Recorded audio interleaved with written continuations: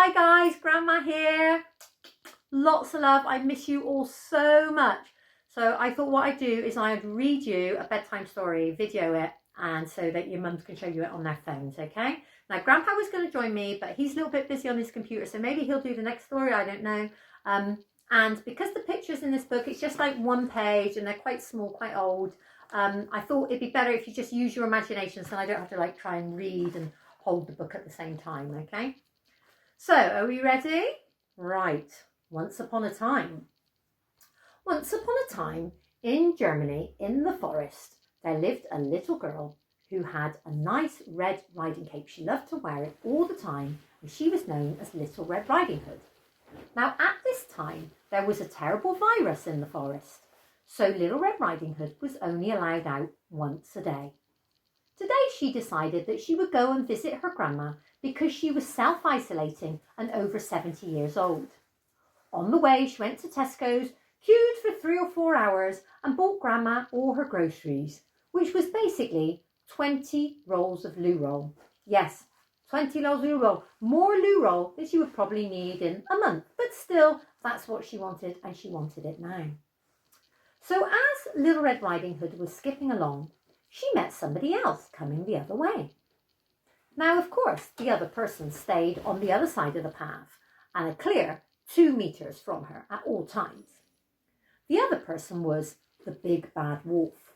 But Little Red Riding Hood didn't know that he was a big bad wolf. She just thought he was a big wolf.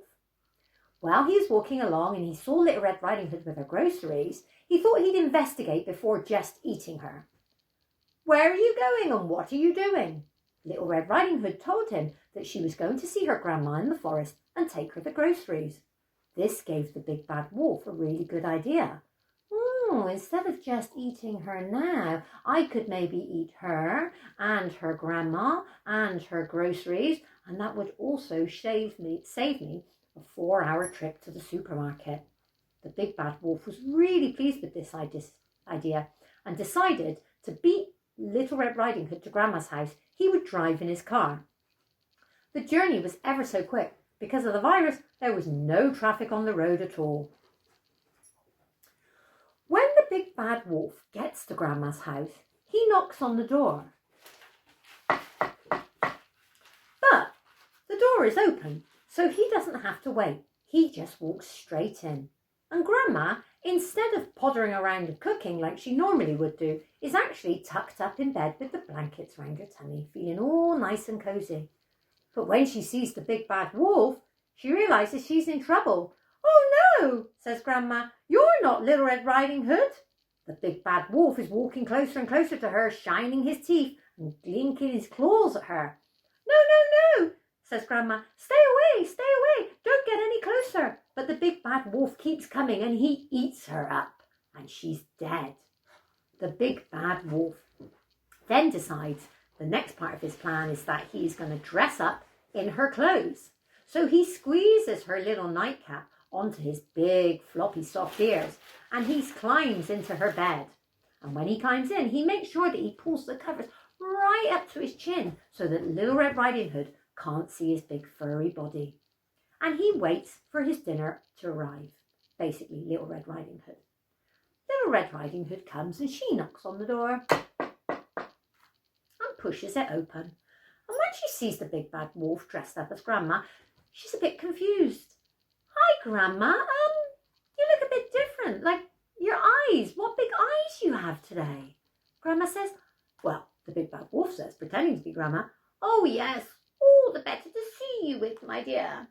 And then Little Red Riding Hood says, "Oh, Grandma, what big ears you've got, though."